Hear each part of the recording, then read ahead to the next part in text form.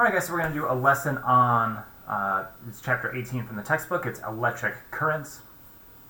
And so this is sort of the basics of circuits. So I'm going to make a few analogies that refer to the flow of electricity just like the flow of water. And so when we get to that, hopefully I'll try and make this as intuitive as possible when we get there. If I take a look at this, these two pictures here, then you can probably see a bit of a difference here. So I'll take a quick moment.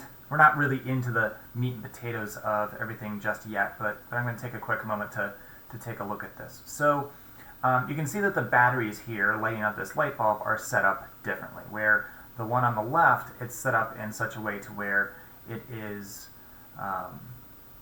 they are in series, so it's one battery after another, and then in the other one this is set up in parallel. So you have one, and the current, the electrical current has a choice.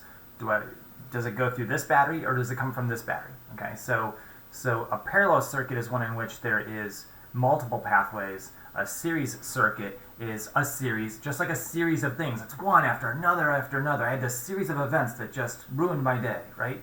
So a series circuit is when the electricity goes through one thing and then it goes through another and so on. So keep that in mind so you can tell the difference. Now, we'll get to more of this later, but with batteries which are supplying the electricity, when you put them in series, this will increase the voltage. Batteries have like AA and AAA, C and D batteries. They all have the same voltage. They all have a range of about 1.2 to 1.5 volts.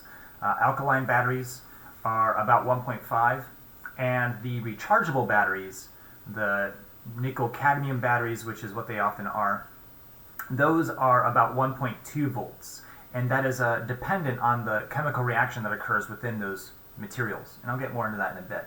And so here, let's just say that they're 1.5 volts each.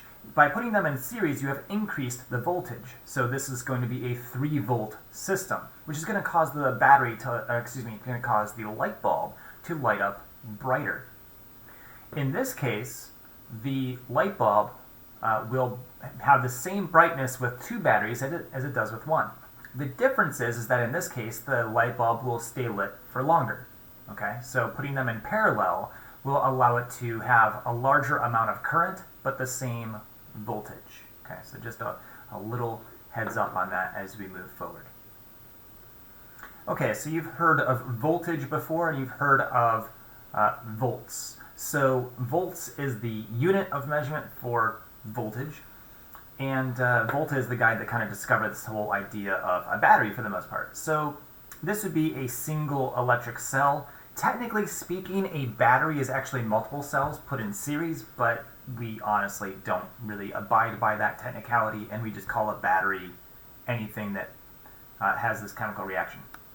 And the way it simply works is that it will have 2 different metals that accept or donate electrons. Okay, so one metal wants to give away electrons, the other metal wants to accept electrons, and then in between those 2 metals you have some sort of electrolyte.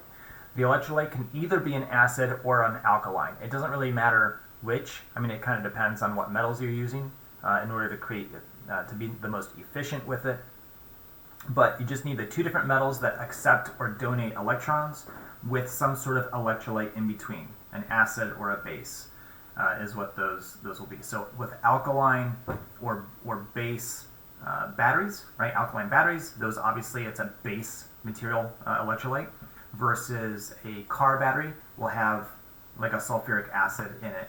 Battery acid, I believe, is a sulfuric acid in nature, which is pretty much what this idea is based off of.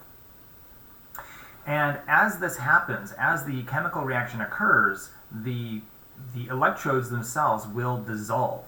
So if you have a negative terminal here, that means that electrons are coming out of the negative side and electrons are going into the positive side. So the flow of electrons would be this way, but we will talk about the flow of electricity, meaning we will talk about the positive conventional flow. By convention, by rule, we will talk about the flow of electricity in the positive direction. Even though the electrons are flowing the opposite way, we're going to kind of ignore that, right?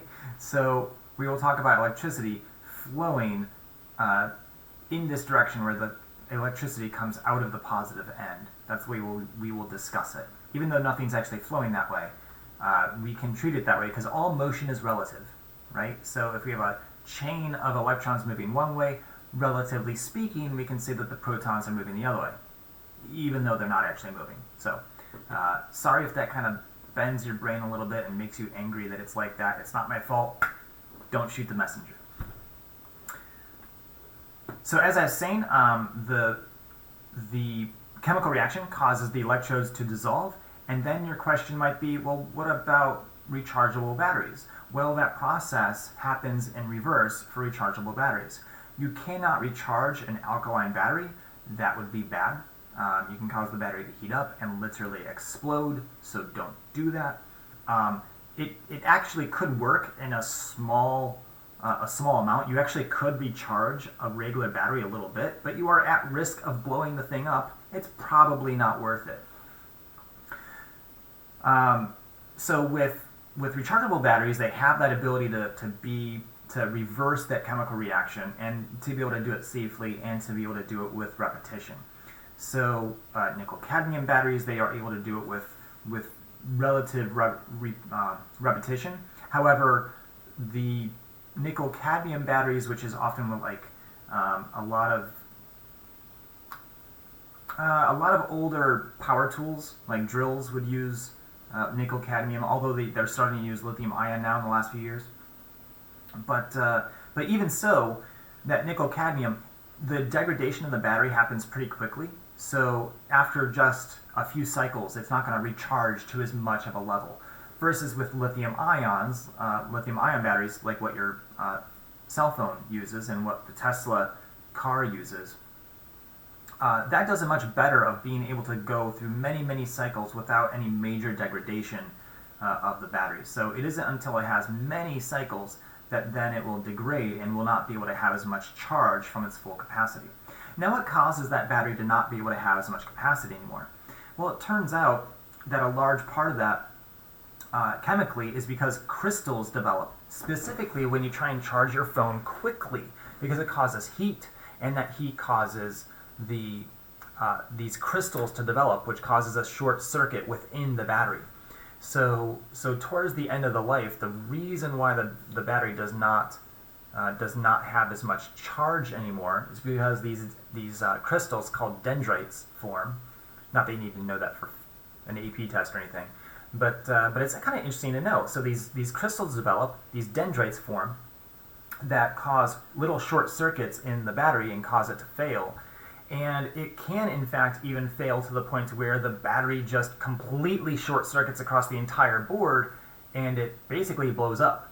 So if you remember, a few years ago there was the Samsung Galaxy Note 4, I think it was, that just was notorious for blowing up because they had issues with their battery manufacturing process, that these dendrites were developing large crystals and causing short circuits. And people had fireworks in their pockets on planes. It was not a good situation. So that's a little bit of what happens, and so a little bit of the more you know, right? So the battery technology is all about trying to make batteries that do not form these crystals and are able to last larger number of cycles. So you have the electrolyte paste, you have the negative terminal and the positive terminal, so you have the anode and the cathode terminals. And as I said, you can put them in series with each other in order to increase the voltage. You must complete the circuit by going from the negative through the device, out the other side of the device, and to the positive, or vice versa. You also could make a battery out of a lemon, by the way, if you've never done that. If you took like a penny, which is copper, and you took a nickel, which is zinc coated, those two different metals will accept or donate electrons differently, and the acid of the lemon is the electrolyte. And if you put a few lemons in series of each other, probably takes like 5 or 6 lemons, You can probably get like 1 or 2 LEDs to light up. Nothing exciting, but you can actually make a simple battery out of lemons. So now we're getting into the meat and potatoes of current because, well, that's what the big I is. It is current. It's not somebody looking down on you. It stands for current. So current is charge per time. It's how much charge passes through per second. Okay, how many coulombs per second passes by. And it's measured in coulombs per second, otherwise known as amps. The whole word is amperes, but nobody really ever says it that way. It's just shortened and abbreviated to amps. So I'm going to be making some analogies, as I've said, about current. So one analogy is to just think about electricity as water. For a moment, just imagine a river. You're standing on the bank of a river and you're watching the water go by. Current, if I were to ask you to describe the current of the water flow, I'm sure that you could do that fairly efficiently. And think of electrical current in a very similar sort of way. So electrical current is charge per time. If I were to think about river current, I would probably think of it in these terms. I would probably think of it in terms of kilograms per second. Think about that. What if I think about the flow of a river in terms of kilograms of water flowing through per second? That would be completely analogous to the amount of coulombs per second. Okay? So I could either, and we'll get more into this analogy later, but I could either have a wide, big river that flows fairly slowly, or I could have a narrow river with a fast flow, but I would have the same current. Do you guys recognize that? I think that's probably not fair to say that. It's more about the same power. The current would be the how much goes by you per second. I'll have a better analogy later. Let me stick with that, and I'll just kind of get to that later. Okay, current. Here is how a current circuit looks in terms of a diagram. If you see this guy here, so this is the symbol for a battery. The big line is the positive end of the terminal. The little line is the negative end of the battery, and will always be that way. And we represent current flowing from the positive end of the battery and through. So that's the way that we will describe current. Yes, the electrons are moving the other way, and I will discuss that from time to time just to kind of like talk about what's actually happening. But when any question comes at you asking about current, that is the directional flow that is being expressed. Only one of these actually would work if you take a look at them, A, B, or C, so this one being A here. You should recognize that the current needs to go from the negative end of the battery into one side of the device, out the other side of the device, and then into the positive end of the battery. That's at least the electron flow. The conventional current flow goes the opposite way, but you should recognize how one works and the others do not. And this just kind of elaborates more on that topic, so I'm just going to move on. Current and voltage are proportional. That's what that symbol means. It means that they are proportional. So given that if I increase voltage, I will increase current proportionally, and that is assuming that you have an ohmic material. So meaning that a material that follows Ohm's law, which is, ironically, our next slide. And this is probably the most important equation in this entire topic. You ready for it? Know it. Know the bottom version of it, by the way.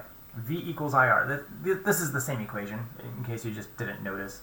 They're the same equation. This is how I memorize it. V equals IR. This is known as Ohm's law.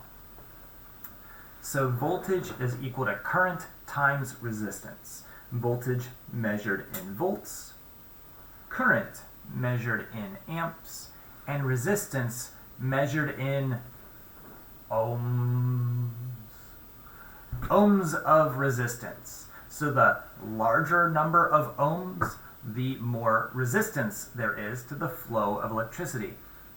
If you can think about it, if you have a material that is more of an insulating type material, you're going to generally have more resistance. But there are other factors that play into how much resistance there is. The resistance is how much resistance there is across the entire device or the entire circuit, not just through a certain material. We'll get into that.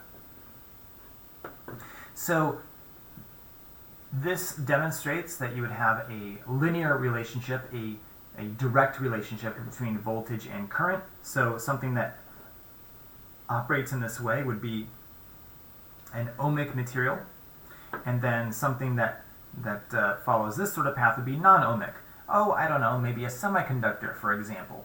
So semiconductors, as we talked about before, those materials in which under certain parameters it can change the amount of resistance that it has. Well, it would follow this sort of relationship. So this is the symbol right here. This is the symbol for ohms. This is the capital omega. If you remember, the lowercase omega was that one that looked like a cursive italicized sort of W. That stood for the angular velocity, right? An uppercase omega looks like a horseshoe, and it refers to the amount of resistance, electrical resistance.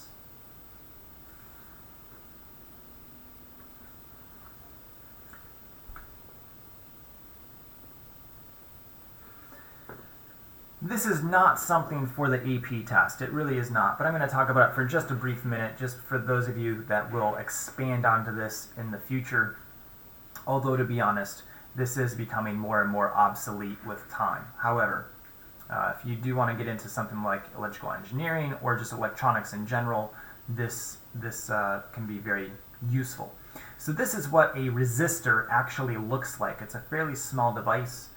It just has this material that has a certain amount of resistance to it. They might put more material in there to actually give it more resistance, but basically you would just put this into the circuit. So when you look at these resistors, which are usually pretty small, right? So when you look at the resistors, they will have a color code system on them. Because they're so small, it's hard to actually write on them the amount of resistance that they have. Like to print it on there with numbers, it's hard to do that. So instead they have a color code system. So if we take a look, this is red, green, gold, and then silver. So red and green, that is the first digit, second digit, the multiplier, and tolerance. So let's look at the chart in order to figure out the resistance of this resistor. So keep in mind, it's red, green, gold. Let's look at those first three numbers. So red. Red corresponds to the number 2, and so the first number is a 2. Green. Green corresponds to the number 5, so its resistance is 25. First digit, then second digit. But wait, there's more. There's the multiplier. It was gold. So gold is times 10 to the negative 1, which means it's not actually 25, it's 2.5, right? It's 25 times 10 to the negative 1 is 2.5. So that means that this resistor is 2.5 ohms of resistance. Now the tolerance, that's silver, which is here. So that means it's 10%. So it's times 10 to the negative 2, which is that's for the multiplier, For tolerance, silver is 10%, which means that it's not terribly accurate in terms of its manufacturing process. It's 2.5 plus or minus 0.025 ohms, right? So it's within that 10% either way. So that's how you can determine the resistance of a resistor. And a resistor gets put into circuits to perform functions, which we will get into more later. Here's a few interesting little tidbits that batteries will maintain a somewhat or nearly constant potential difference, meaning voltage. The current is more what will vary. The voltage is a bit more consistent. So as an example, if I have let's say I have my car, I turn on the ignition for my car, but I don't actually start my car. Okay, imagine this for a moment. So I turn my key just part of the way to have the headlights turn on. The headlights are going to be a certain brightness based off of the amount of power that comes into them. So there's a 12-volt battery supplying that power. The voltage will be fairly constant, and the brightness of the lights will be pretty constant as well. The batteries will draw however much current they want. That's the way that systems generally work, is that there's a voltage that is determined by the power source, and then the amount of current that comes in is determined by the device. So the power source basically says, here's the voltage, how much current do you want? And the device goes, okay, well, if that's all the voltage you're going to give me, I need more current, or I need less, or whatever it might be. So with that car, where you turn on the ignition part of the way, the lights come on, the brightness of the lights is going to stay pretty much the same regardless of what happens. Except for when you actually go to start the car. I don't know if anybody's ever noticed, but when you actually go to start the car and the starter tries to start the engine, the headlights will actually dim and brighten as that happens. And the reason being is that the voltage will actually drop under a huge surge of power, because the chemical reaction necessary in order to supply the lights and the starter with enough power, the battery has a hard time actually supplying enough energy, enough voltage, because the demand is so great for that chemical reaction within the battery to happen. So that is an instance where that statement is not true, where it's not a completely constant potential difference, not a completely constant voltage. But that is a bit of an anomaly to some degree. Resistance is a property of the material or that device. In fact, that actually sounds a little bit confusing considering what we're going to get to later. I would instead say that resistivity is a property of the material, but we'll get to that and I'll try and be as clear about that as possible. Charge does not get used up, so if one thing becomes positive, the other thing becomes negative, and the same thing is true of current. Okay, I'm going to give you warning, and it doesn't even matter how much warning I give you. Some of you will screw this up. I'm sorry, it's just how it's going to be. Resistance is futile, but besides that, resistance and resistivity are not the same. Let me say that again. Resistance and resistivity are not the same. Yet, even though I'm going to say this 1,000 times over, and I will tell you, don't do this, some of you will do it. On my test, there will be a question that will ask you about if the resistance changes, how does that change, this? Or let's say, for example, in fact, I have a good question. I'm not sure if this is exactly how my test question is worded, I don't remember. But let's say, for example, it was this. If you double the length of the wire, how does that change the resistivity? Okay? And some of you will mix up resistance, and you'll think of resistivity. You'll mix it up. Okay, so here's what this equation means. The R stands for resistance. Okay, the R stands for resistance. So let's assume that my digitizer pen here is a wire. Okay, in fact, I'm going to treat it like it's a wire. It would be a pretty crappy wire because it's not made of a very good material. It's not a very good conductor, right? But that's kind of part of my point.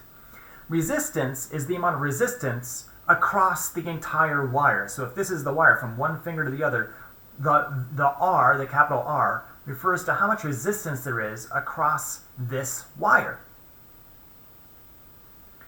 L, go figure, is the length of the wire. The A is the cross-sectional area of the wire. Okay, so if you take a cross-section, what is the area of that circle? Okay, pretty simple stuff so far. So clearly, if I increase the length, it's going to increase the resistance, right? If I double the length of the wire, I'm going to have twice as much resistance. That should be intuitive. That should make sense. Think of the electrons trying to get through the wire from one side to the other. If it has to go a longer distance, the electrons are going to feel a greater amount of resistance overall. That seems reasonable. But what is this sort of like P-looking symbol? First off, it's not a P. It's a rho. I think it's just R-O, actually, is how it's spelled. And it's sort of like, when you write it by hand, it's sort of a cursive, italicized kind of a P. It's very curly. And so it stands for resistivity. Now, resistivity refers to the property of the material itself. It basically means how good of a conductor is it? Or actually, I should probably say, how bad of a conductor is it? Because a high resistivity means that it's a really bad conductor. So, this pen, for example, is made of plastic. It's probably really terrible as a conductor. So it would have an extremely high number in terms of its resistivity. If I were to replace this pen with some sort of metal pen, obviously the value of resistivity goes down, and then as a consequence, resistance would also go down. So, to go back to my question, which will be a test question, or at least something like it. If I were to double the length of the wire, what happens to the resistivity? Doesn't change, does it? Right? The resistivity is a property of the material. I didn't change the material, I just changed the length of it. Okay, you with me? Don't get tricked by the question. Okay? Some of you will. It doesn't matter how many times I tell you don't get tricked, you will get tricked. So be very careful to not get tricked between resistivity and resistance. So how do you increase resistance of a wire? Well, you would change the material, right? Change the resistivity. You could increase the length of the wire, or you can make the wire thinner. And the length and area, cross-sectional area, that should be fairly intuitive. It should make sense. You make it longer, more resistance. You make it thinner, it makes it so that way there's less of a pathway for the electrons to choose to be able to get their way around through the atoms, right? So that should make some sense. I do hope that that would make sense to you. So if I have an extension cord, for example, I probably have copper. Copper is pretty standard because it's a good conductor. I don't want a lot of resistance in my extension cord. So if I want to power a powerful tool, right? So I have a table saw that I want to run. If possible, I want to choose a shorter extension cord and probably a thicker wire. If all of my extension cords are the same thickness, I'm going to probably choose the shortest one that I can get away with because it's going to have the least amount of resistance, it's going to put the least amount of strain on the motor because it's not going to be straining to pull all of that electricity through the line. Okay, so think about those things. This is not just physics, these are practical applications I'm going to be going through today. Here is a chart of the resistivities. Obviously you don't need to know them, but you should know how to use them. Okay, so if I go back to the previous question, again, this is the resistivity in this equation. So here's the resistivity of various materials. Silver is going to be the best conductor, which is why it has a low number for its resistivity. Copper is also really, really good, but silver is a little bit better, and it also doesn't oxidize nearly as well, or nearly as much, so that's why silver is used for the connection point between your headphones and your cell phone, or whatever it is that you're using. Or for your fancy people who don't have the headphone jack in your phones anymore, because mine still does, because I'm awesome and I refuse to upgrade because of it, because that little port there is amazing. iPhone, stupid. Anyway, so copper is a pretty good conductor, but because it does oxidize, you don't want it exposed very much to the surface. but it's also pretty cheap, so that's why it's typically used. Gold, not so cheap. So why is it used sometimes on the headphone jacks? Well, because it oxidizes even less than silver. So that would be why. Let's look at aluminum, or aluminium if you are English. It has definitely a higher resistance than copper, yet there are some homes that were built in like the 1980s that used aluminum for their electrical wiring in the home. It has higher resistance. What do you think that means in terms of like how the wiring works in that house? Specifically, it's actually very, very problematic for these homes. And by the way, for you future home buyers, you might want to pay attention to these kinds of things, right? A house that has aluminum wiring can be problematic, not just because the resistivity of the material is higher, and so it can cause, maybe cause your electrical bills to go up just a tiny bit, okay? But more than that, anytime you do upgrades and you want to add an additional wire, the connection point between a newer copper wire and the aluminum wire of the housing, the connection point can actually be a fire hazard. So you need to have a special connector between the two to make sure that there's not any sort of arcing between the two materials. If you look at rubber and glass, they have a very, very high number of resistivity, and so therefore they are very good insulators. This temperature coefficient over here, oh, let's take a look at that for a moment. I'm going to give you another equation. Yay, fun!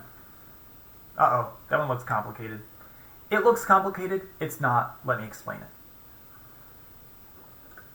So I'm going to go straight to the little sub-zero letters here. So rho naught and T naught. What are those? Good question, glad you asked. Rho naught comes from the chart that I was just showing you. This is the resistivity from your chart. Let's go back and look at it. So rho naught, let's say for silver, rho naught would be the 1.59 times 10 to the negative eighth. Can't talk. So that right there would be your resistivity from the chart. T naught is the temperature from the chart.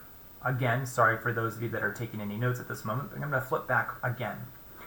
T naught would be this 20 degrees Celsius. So you could literally put in 20 for that number. You can use Celsius as long as this number here is also Celsius. So what are we trying to achieve with this equation? We're trying to figure out, given some new temperature, what is the resistivity of the material going to be at this new temperature? So let's say that we take a copper wire and we raise the temperature of the copper wire to 100 degrees Celsius. Okay, so this would be 100, okay, minus 20, so that the difference between the two would be 80 degrees. It doesn't matter if it's Kelvin or Celsius as long as they're both Kelvin or Celsius. This here is the temperature coefficient. That's from the chart. So for silver, that'd be 0.0061. The temperature coefficient, you don't really need to know this exactly, but it's just basically a function of how much the material will change its resistivity for each degree Celsius, right? So if this is a large number, then that means, let's see, what's the biggest one here? It looks like iron, probably, well, at least silicon definitely has the largest number, which makes sense because it's a semiconductor. So the ones that have a larger number, meaning that with temperature changes, it changes its resistivity a lot. It should make sense that silicon, which is a semiconductor, has a very, very high number in comparison to these others. Why? Because when you change the temperature or some other parameter of a semiconductor, it will actually flip from being an insulator to a conductor, which that's what this material is doing, right? When you change the temperature of it, it flips from being an insulator to a conductor. So this would be your final resistivity after, given that you have a temperature change of 80 degrees. This is your coefficient, and so this would be how much the resistivity will change. So if I go back to the previous equation I had given you, I'm going to try and make this as short and sweet as I can. Technically, resistance is a function of the resistivity the length and the cross-sectional area of the wire. So this is the resistance of the wire specifically. Technically, temperature is not a direct contributor to resistance. It's more indirect. Because the way that it's looked at from a mathematics standpoint is that the resistivity is a function of the material itself. What is the material made of? What are the properties of the material?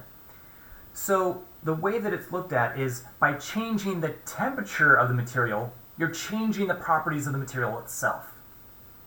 So if you raise the temperature, you're going to raise the resistivity. And then in turn, you will change the resistance. Okay? That's the way that goes. Now let me give you an example. Incandescent light bulbs are not that frequently used anymore, right? The old school kind of light bulbs. The ones that get really hot. In fact, I don't even know that I've seen one around in a while. Which is good. They use up a lot of energy, which if you think about it, it will make sense here. So if you've ever seen one of those light bulbs or any light bulb ever blow out, it's usually the moment that you flip the switch to turn it on. Why is that? Because when the temperature is low, there isn't very much resistance to electricity flowing through it, which means there's going to be this sudden surge of power coming into the light bulb. And in that moment, before it is able to reach its operating temperature, this huge surge of power can cause the light bulb to blow out. If the light bulb survives that initial surge, it'll come up in temperature, which means the resistance comes up, which means it'll then be at its happy spot and it'll be able to operate the way it was meant to be. Now those light bulbs run pretty hot, okay, which means that they use up more energy, which is why a 60-watt incandescent light bulb runs hot, uses the same amount of energy as about an 8 to an 11-watt LED light bulb. Same amount of light is put out by 800 lumens. That's a measurement of light output. They're both 800 lumens, but the LED doesn't emit that much energy in terms of heat. It's just more efficient because the energy that I want is light energy, not heat energy. So, a little bit of a sidebar lesson on efficiency.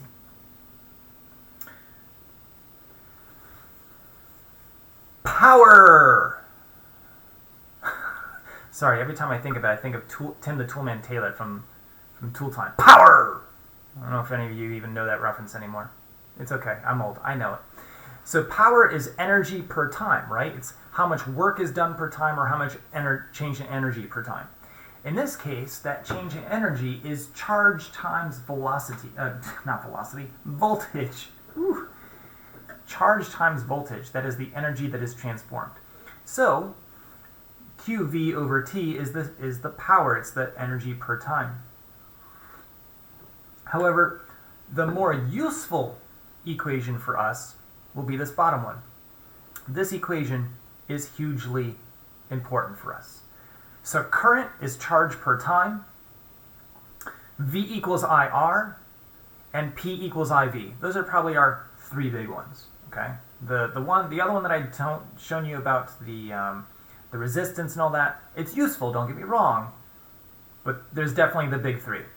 Okay. The big three in terms of equations here are current is charge per time, V equals IR, and P equals IV. If you want to, start those three equations because those three go so integrated together, they're crucially important. So power is current times voltage. It is current times voltage.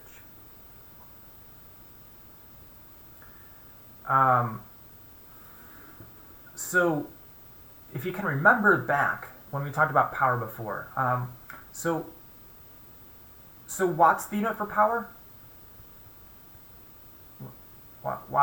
Watts the unit for power? Yes, that's right. Watts the unit for power. The jokes don't change much, really. I know what you're thinking to yourself. Right now you're thinking, oh my god, stop with these bad jokes. Oh my god. Okay, moving on. So, let's make an analogy here.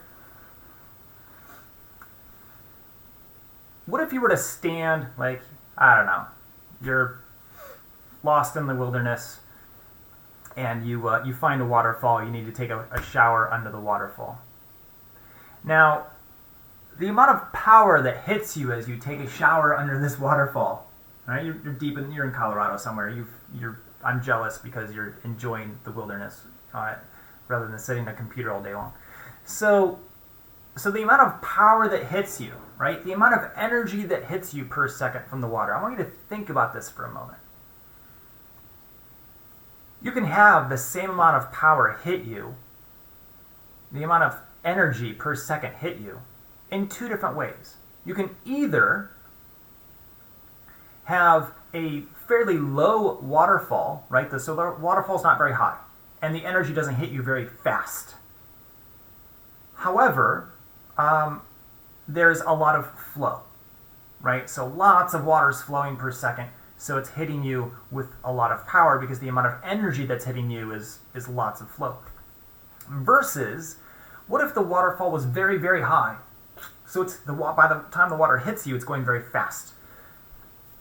But it's a trickle, right? It might be the same amount of actual energy hitting you per second.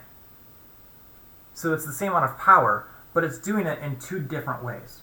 And that is my analogy for electrical power. The voltage is like the height of the waterfall, okay? And you have a voltage drop. And in fact, we often will talk about a voltage drop as what happens across a resistor or some other device. Typically a resistor or a light bulb is what we would talk about. So the voltage drop, the energy that is given off. The current is how quickly the water is flowing, right? How many kilograms per second are flowing. So that is my analogy. Let me also take a moment to express one or two other things here. I've expressed that that in the past I've talked about the charge is, actually give me a second here. So before I've talked about what voltage is, but I think I had kind of lacked in terms of a more elaborate, intuitive sort of understanding. So, but this is a good time to talk about that. So we have voltage within a line, within a wire. And so we can increase the voltage within a circuit, the voltage of some sort of line. But what does that mean? Voltage is so it's electric potential, right? And it is equal to the electric potential energy per charge. So if I increase, now again, what is the thing that's moving in a wire? It's the electrons that are moving, right? So if I am increasing the voltage of an electrical circuit, then that means, okay, an increase in voltage, it's potential energy per charge. That means that, well, the amount of charge of each electron isn't changing. So that means that I'm changing the amount of potential energy each electron has. Well, how do you do that? How do you change the amount of potential energy an electron has? And it's all about position. Think about it. Electrons don't want to be near each other, do they? If you put two electrons next to each other, they want to push apart. So, what's physically happening inside of a wire is when you increase the voltage within a wire, you're physically constraining the electrons in a tighter confined space, which means they want to push apart more, which means they actually want to move down the line more. They have more potential energy. Now, I had expressed this analogy with water of you getting hit with the same amount of power in two different ways, either high voltage and low current, or low voltage and high current, okay? I expressed that in terms of a waterfall. But please think about this in terms of electrical power. In order for you to get power from the power generating station to your home, you can get the power, the same amount of energy per time to your house in two ways. You can either have a high voltage and low current, or a low voltage and a high current. Now, I want you to think to yourself. In fact, I want you to actually take a moment to think about this. Which one of those two ways do you think would be more efficient? There is a correct answer here. Which one is more efficient, to have high voltage and low current, or low voltage and high current? So please think about that. Which one would be more efficient in terms of getting the energy to your home in some sort of long distance? Which one would be more efficient? I'll give you a moment. So the more efficient method here would be to have actually a high voltage and a low current. By doing that, each electron can have more energy, and they don't have to push their way through the wire as fast.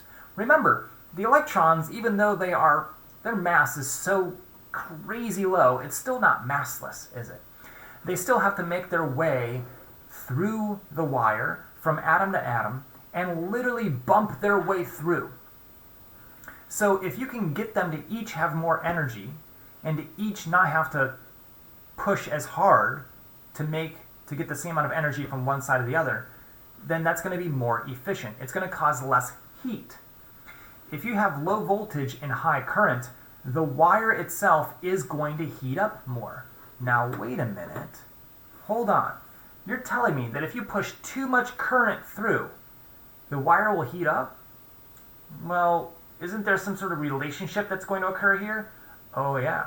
Right. Temperature increases resistivity. Well, doesn't the resistivity change something? Oh, yeah. It changes the resistance. Wait, if there's more resistance to get the same amount of power, that means you'd have to push the electricity through even harder, which is going to cause even more heat, isn't it? Oh, wait, I see a problem here.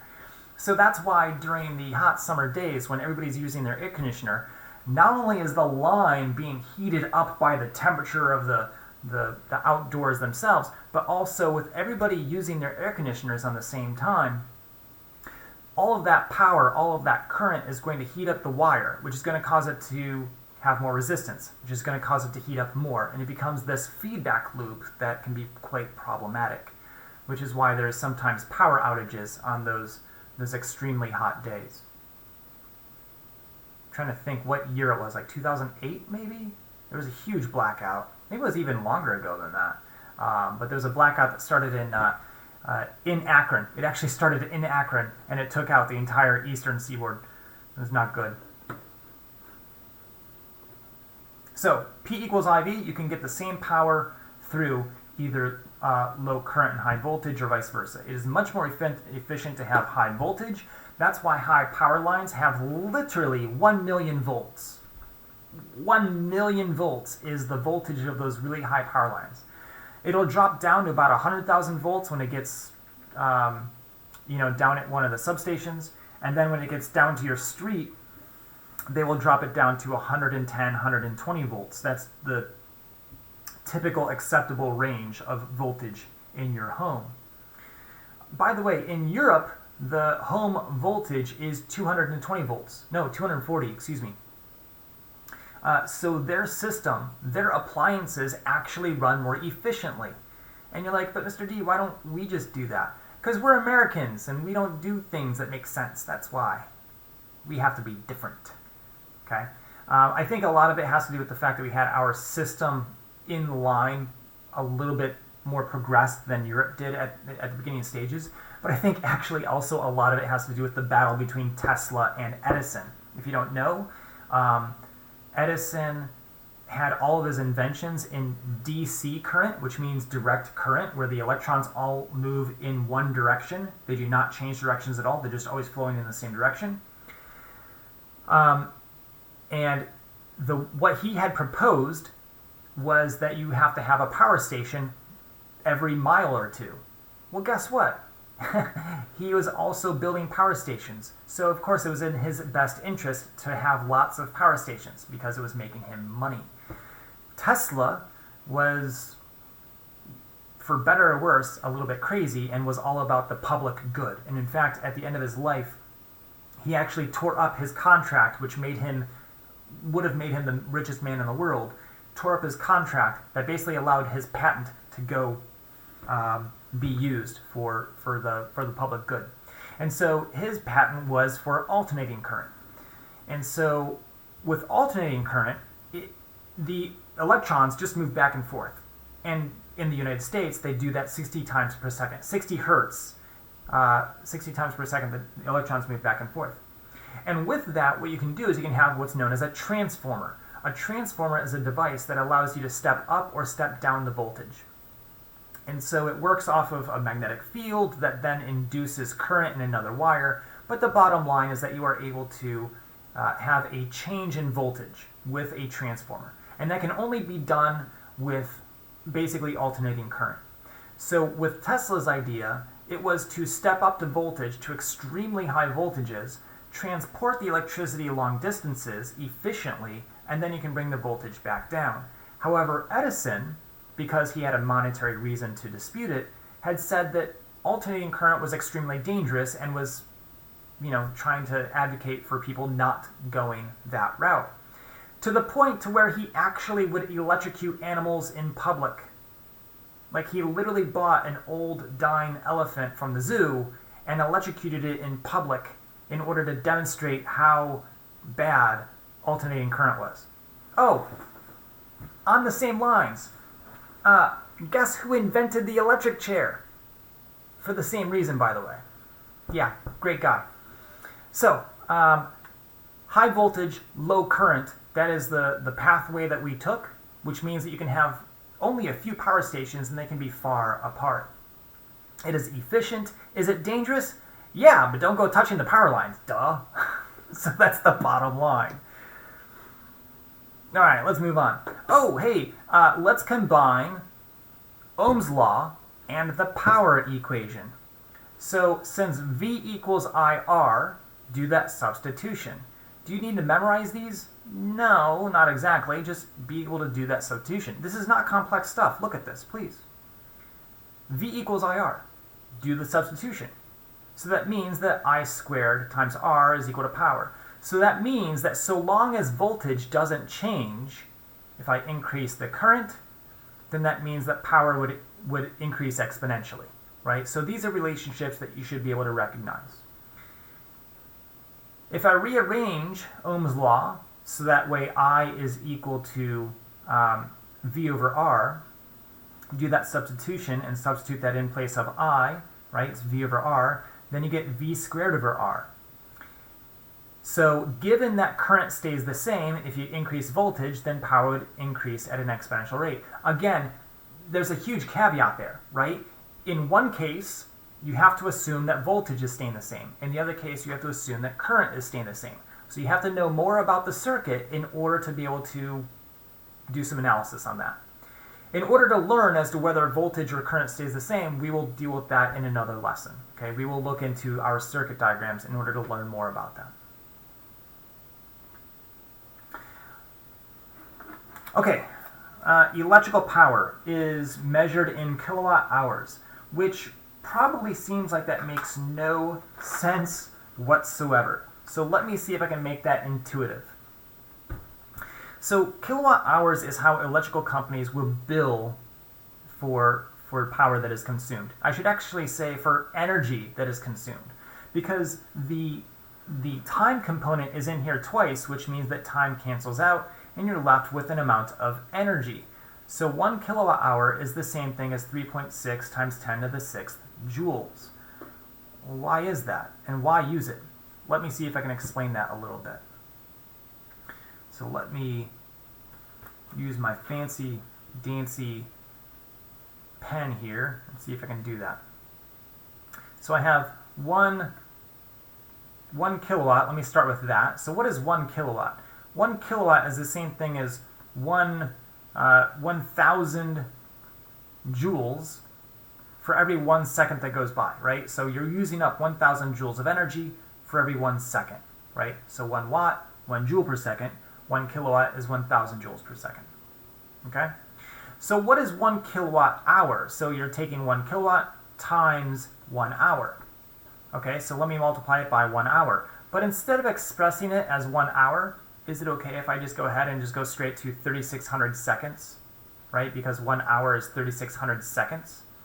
Do you recognize that the seconds cancels out, right? That cancels out, and you're left with joules, which is what we had come up with on that slide. Why? Why do that? Okay, there actually is a reasonable reason. What if I had an oven? Okay, what if I have an oven that uses 1,000 joules of energy for every 1 second that it runs, which means that I have a 1 kilowatt oven. It's using up 1,000 joules for every second. I turn it on, it starts using that much energy. It's a 1 kilowatt oven. You with me? Okay, I hope. Now, I need to bake a pie, and it's going to take me about an hour to bake that pie, right? So times 1 hour. I've used up 1 kilowatt hour of energy by using that oven for 1 hour.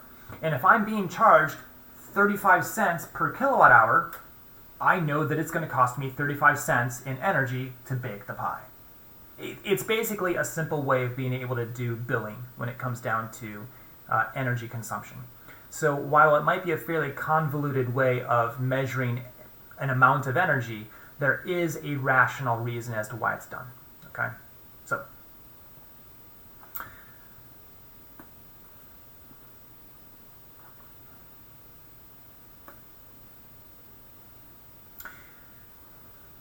okay, so this kind of goes in line with a little bit of what I was talking about earlier, where I had talked about the light bulb, how a light bulb would blow up when there's a surge of current.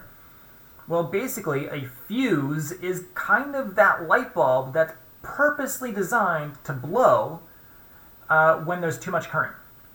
So it's basically got a very thin filament that when the current exceeds some amount, the filament will break and it breaks the circuit, so no more current will flow. So that's what fuses are. You'll find fuses that look like this in modern cars. You might find 1 or 2 fuses like this in modern cars as well, but this is usually the more old style. And this is the style of fuse that you would find in an old house where the wiring has not been updated.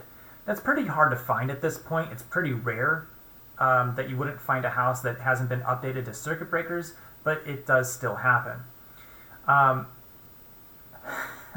If I'm not mistaken, in the slot where you put a fuse, like the house style fuse, from what I understand, a quarter fits that spot really well. And my understanding is that people would actually do that when a fuse broke, they would just put a quarter in that spot in order to just allow the electricity to flow because they ran out of fuses. Well, that sounds like trouble to me. I mean, think about that. Like, if there's probably a reason why the fuse blew in the first place. But hey, let's just override that thing and let it go. I'll get to that more in a minute. Let's look at how circuit breakers work. So a circuit breaker is the modern equivalent of a fuse, but it doesn't just break. You can just reset it. And the way it works is that this is a bimetal strip. So it's a metal strip that has 2 different pieces of metal fused together. And something that unfortunately we don't learn about in this class, it is something that is an AP Physics 2 topic, is thermal expansion. Okay, so different materials will expand and contract at different rates. So in this diagram, the metal that is sort of like of a brownish gold color here on the right, that metal expands faster with temperature. So as the temperature increases, the metal that's on the right will expand more, which means that when there's too much current and the temperature of this metal increases, it will curl because of that thermal expansion. And it will curl to the point where it goes into this groove, allows the contact points to open, and the circuit is broken. All you have to do is you have to go down into the basement. You can have to, slide the circuit back to its closed position. And as long as this bimetal strip has cooled enough to where it allows it to go back straight, it'll go back. There have been times when I've gone to a circuit breaker and I've tried to flip the breaker back too soon. It hasn't had enough time to cool down. So you might have to wait a few seconds to allow it to actually close. So speaking of circuit breakers, in your house, the circuit breakers that you'll find are usually going to be either 15 or 20 amp circuit breakers. Okay, 15 or 20 amp. And you might, if you live in an older home, you might have a scenario where there's like that one breaker that seems to get tripped. You know, you have like the microwave, and you have like a toaster oven, and you have like a tea kettle all going on at the same time, and you trip the breaker. Not that happened to me last week whatsoever. So you go down and you flip the breaker, and you notice, oh, it's a 15 amp breaker. I wonder, if I were to replace that breaker with a 20 amp breaker, that probably wouldn't happen anymore. So why don't I do that? Yeah, people do that, unfortunately, and it's a problem. Here's why. When the house is built, whenever there's a 15 amp breaker put in, it's connected to thinner wires. In a home, you usually have either 14 or 16 gauge wire. So, if I'm not mistaken, is it 14 and 16 or is it 14 and 12? I have it all mixed up. Here, hold on, let me look that up real quick. All right, glad I looked it up and corrected myself. So it's 14 and 12 gauge wire. So the higher the number of the gauge of wire, the thinner the wire. So a 15 amp breaker uses 14 gauge wire, and a 20 amp breaker uses 12 gauge wire. Not that you need to know that for a test, but frankly, it's just kind of good to know. So let's say that you have a 15 amp breaker in your house. That 15 amp breaker has 14 gauge wire, thinner wire connected to it. Now, if you go putting a 20 amp breaker, you take it out and you put a 20 amp breaker in its place. Okay, you can run more devices before it trips the breaker, but you know what else will happen? Remember that whole thing about the resistance is equal to the resistivity times length over area? You just reduced the area. You just increased the resistance. You've got a fire hazard on your hands, right? Because you're allowing more current to flow through that thin wire than what should be allowed.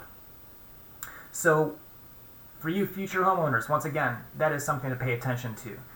When people try and do their own home wiring, not understanding those simple principles can get you in real big trouble, because all of a sudden you wake up in the middle of the night and you have a house fire in your hands. So the more you know.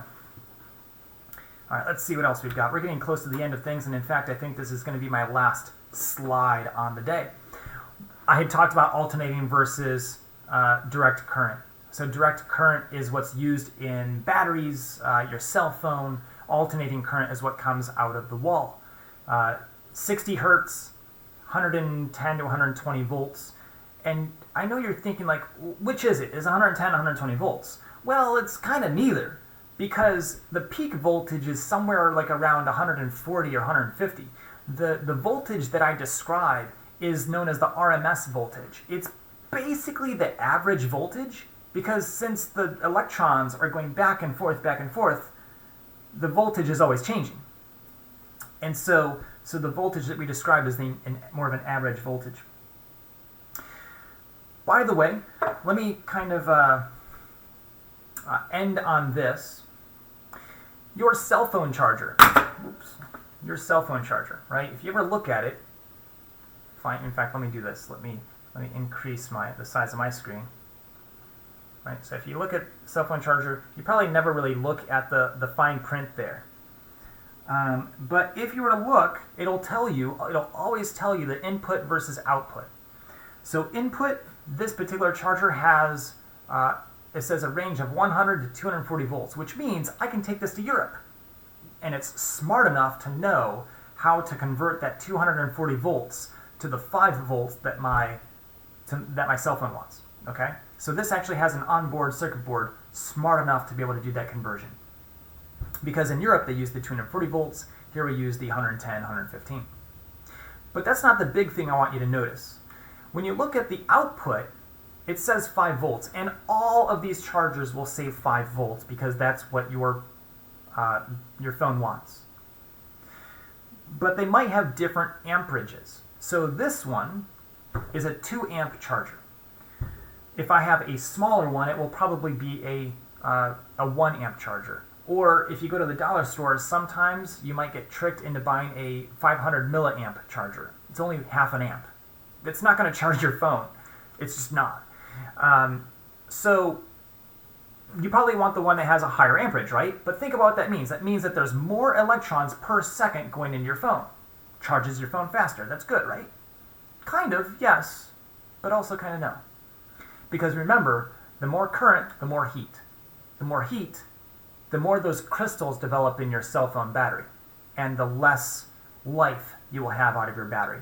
So if you want a little hot tip that I do, is that my overnight charge that I do is on a very low amperage to allow my battery to charge very slowly, to trickle charge it, so that way it does not overheat during its, because I'm asleep, what the heck do I care how fast it charges, right?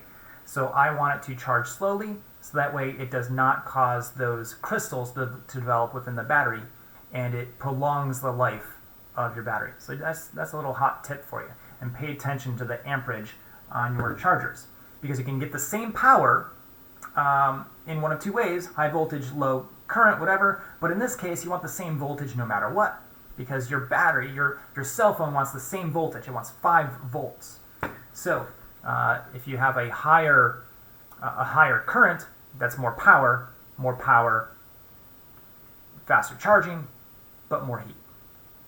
So I think I'm going to leave it at that for now, and the next time that we will we'll get into things, we will wind up talking about circuits themselves, and I think that's where I'm going to leave it. So let me go ahead and end my recording, and that'll be it.